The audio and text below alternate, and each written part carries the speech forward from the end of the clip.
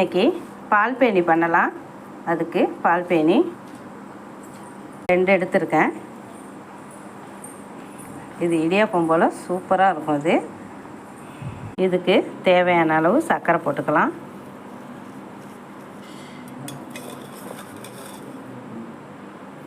இது கொஞ்சம் ஜாஸ்தியாகவே போட்டுக்கலாம். நல்லா திக்கான சூடான பால் ஊற்றுனதுக்கு நெய்யில் வறுத்த கொஞ்சம் பாதாம் போட்டுக்கலாம்.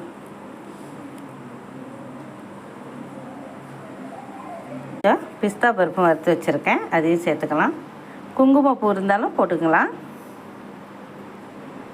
கொஞ்சம் நேரம் ஊற வச்சு சாப்பிட்டா செம்ம டேஸ்ட்டாக இருக்கும். நீங்களும் இதே போல் செஞ்சு பார்த்துட்டு கமெண்ட்டில் சொல்லுங்கள்.